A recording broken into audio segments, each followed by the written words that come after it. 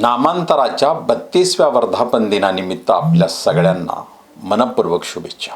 आज नामांतराला काही लोक त्याला नामविस्तारही म्हणणार, परंतु खऱ्या अर्थानं आपल्या उद्धारकर्त्याच्या आणि आपल्या सामाजिक अस्मितेच्या लढ्यासाठी, सामाजिक अस्मिता स्वाभिमानानं ती साकार व्हावी यासाठी जगातल्या सर्वात दीर्घ चालणाऱ्या या लढ्याचा उल्लेख करावा लागेल, ज्याची सुरुवात 26 जून 1974ला डॉक्टर मच्छिंद्र वाहुड यांनी मुख्यमंत्र्यांना एक पत्र लिहून केली होती, ज्यामध्ये औरंगाबादच्या तत्कालीन आणि सध्याच्या संभाजीनगरच्या मराठवाडा विद्यापीठाचं नामांतर करण्याची भूमिका घेण्यात आली होती आणि यावर मंत्रालयाने त्यांना स्वीकृती असल्याचंही कळवलं.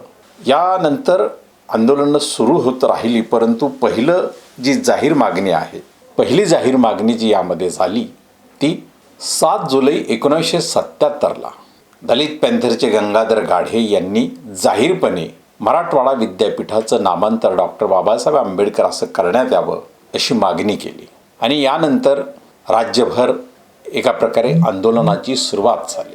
7 जुलैला गंगाधर गाढे यांच्या नेतृत्वात केली गेलेली जाहीर मागणी आणि त्यानंतर 17 जुलैला अवघ्या 10 दिवसात तत्कालीन औरंगाबाद आणि आजच्या संभाजीनगरमध्ये जवळपास सर्व संघटना, ज्यामध्ये पक्षीय संघटना देखील होत्या, युक्रांत, समाजवादी, रिपब्लिकन या सगळ्या राजकीय पक्षांनी, एवढंच नव्हे तर अभाविपासारखी संघटना देखील त्यामध्ये होती आणि या मागणीसाठी संभाजीनगर, तत्कालीन औरंगाबादमध्ये सर्व संघटनांची, सर्वपक्षीय संघटनांचीही बैठक झाली आणि मराठवाडा विद्यापीठाच्या नामांतराची मागणी इथून जोर पकडायला लागली आणि हा डॉक्टर बाबासाहेब आंबेडकरांच्या अनुयायांनी आपल्या अस्मितेचा लढा म्हणून याचा स्वीकार केला आणि महाराष्ट्रामध्ये पाहता पाहता नामांतराचं जन आंदोलन पेटलं. 27 जुलै 1978ला नामांतराला स्वीकृती देणारा ठराव हा विधानसभा आणि विधान परिषदेत मंजूर करण्यात आला,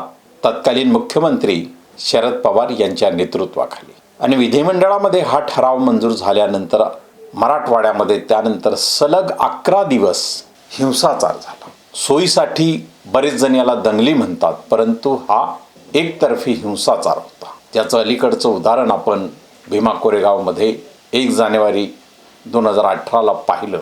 एकतर्फी झालेला हल्ला याला व्यवस्थेने दंगली म्हटल्या. मराठवाड्यामध्ये जो हिंसाचार झाला तो प्रामुख्यानं दलित वस्त्यांमध्ये घरांना आग लावणं, त्यांच्या गुराढोरांना आग लावणं, त्यांच्या चारा जो संग्रह आहे त्याला आग लावणं, खून, अशी वेगवेगळी सत्र या अन्याय अत्याचाराची त्या मराठवाड्यामध्ये सलग सुरू झाली.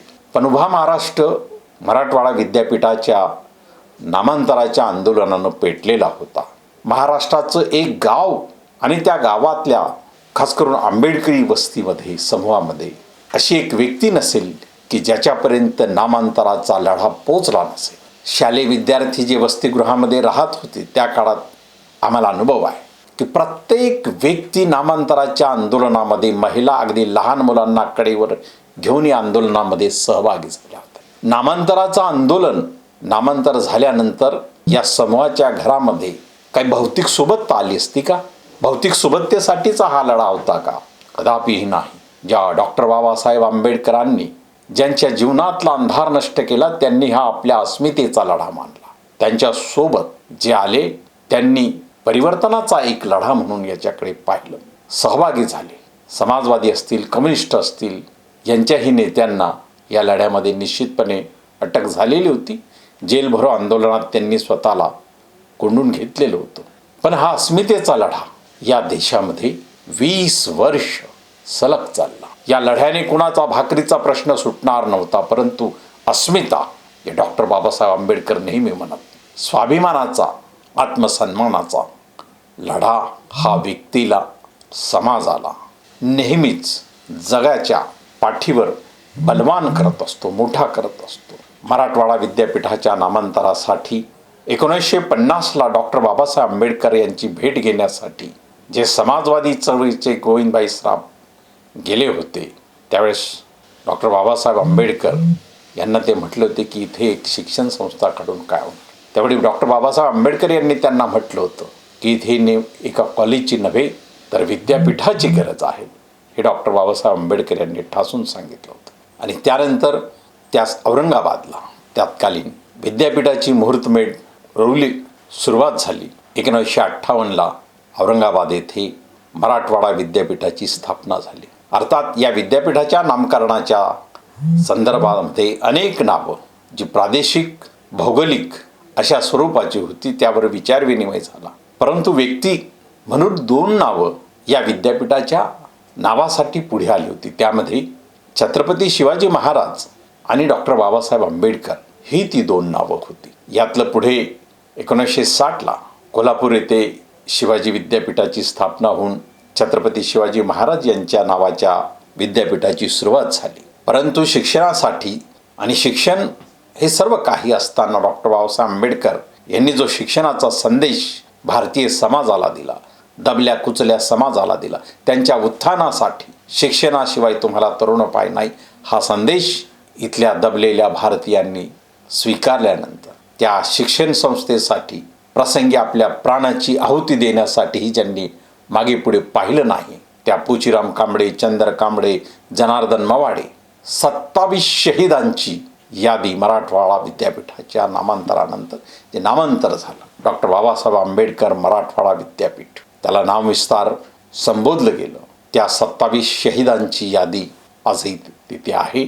सर्व जात समूहातून हे शहीद झाले. कुणी एका जातीतून नव्हे तर डॉक्टर बाबासाहेब आंबेडकर यांच्यासाठी प्राणाहुतीचा लढा देणारी अस्मिता या महाराष्ट्रातील तमाम समाजामध्ये होती.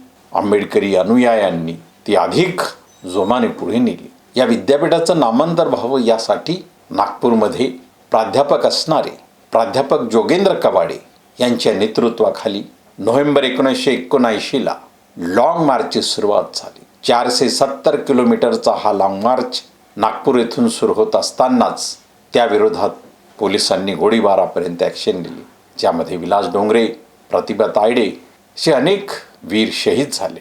10चा आकडा तर तेथेच पार झालेला आणि म्हणून तिथे आजही इंदोरा ब्रिज 10 असं म्हटलं जातं. 10 वीरांचा शहीद तिथे झाला. हा लाँग मार्च 470 किलोमीटरपर्यंत चालत होता.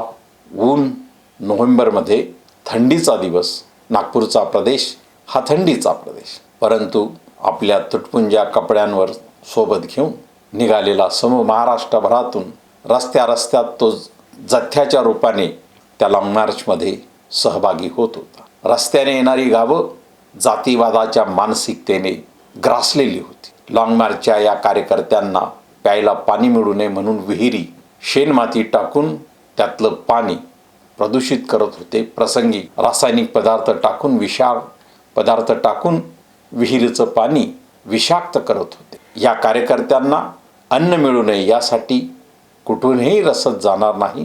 गावातल्या हॉटेल्स असतील छोट्या मोठ्या त्या बंद ठेवण्याचे आदेश तत्कालीन सामाजिक विघातक शक्ती गुप्तपणे देत होत्या. तरी हा लाँग मार्च औरंगाबादपर्यंत कूच झाला. आपल्या उद्धारकर्त्याच्या अस्मितेने पेटलेल्या या समूहातून शहीद गेलेले वीर, त्यांचं बलिदान हे व्यर्थ जाणारच नव्हतं. हा लढा जगाच्या पातळीवरचा सर्वात असा दीर्घ लढा आहे, ज्याने आपल्या अस्मितेसाठी, आपल्या उद्धारकर्त्यासाठी आपल्या प्राणांचं बलिदान दिलेलं आहे. 14 जानेवारी 1994ला म्हणजे आजपासून 32 वर्ष आधी डॉक्टर बाबासाहेब आंबेडकर मराठवाडा विद्यापीठ असं नामांतर, ज्यांना नामविस्तार म्हणायचं त्यांनी तो भाषिक छल करायचा, परंतु 27 शहीद हे नामांतरासाठी केलेले होते, त्यामुळे हे नामांतरच होतं. अशा या नामांतर दिनी आपल्या उद्धारकर्त्याच्या विषयी व्यक्त झालेली ही अस्मिता जगाच्या पाठीवर हिला तोड नाही. त्या वीरांच्या, त्या शहीद वीरांनाही नमन. डॉक्टर बाबासाहेब आंबेडकर यांच्या नावाचं विद्यापीठ महाराष्ट्रामध्ये झालं याचं समाधान महाराष्ट्रातल्या प्रत्येक आंबेडकरवाद्याला निश्चितपणे आहे. ज्या 27 शहीदांचं नाव त्या ठिकाणी आहे: पोचीराम कांबळे, जनार्दन मवाडे, गौतम वाघमारे, सुहासिनी बनसोड, गोविंद भुरेवार, भालचंद्र बोरकर, रोशन बोरकर, अविनाश डोंगरे, नारायण गायकवाड, शब्बीर अली, काजल हुसैन, चंदर कांबळे, डोमाजी कुत्तरमारे, जनार्दन म्हस्के, रतन मेढे, कैलास पंडित, रतन परदेशी, दिलीप रामटेके, ज्ञानेश्वर साखरे, अब्दुल सत्तार, प्रतिभा तायडे, दिवाकर थोरात, मनोज वाघमारे, शीला वाघमारे आणि या 27 शहीदांच्या यादीत ज्यांचं नाव नाही, परंतु ज्यांनी शिवाजीनगर रेल्वे स्टेशन येथे लोकल खाली आत्महत्या करून मराठवाडा विद्यापीठाच्या नामांतरासाठी आपली आहुती दिली, ते विलास ढोणे देखील या शहीदांच्या यादीत निश्चितपणे सामील आहेत. या वीर शहीदांना नमन करत असतानाच मराठवाडा विद्यापीठाचं झालेलं नामांतर डॉक्टर बाबासाहेब आंबेडकर मराठवाडा विद्यापीठ निश्चितपणे आंबेडकरवाद्यांच्या प्रखर अस्मितेचं प्रतीक आहे, यात कुठलीही शंका नाही. धन्यवाद.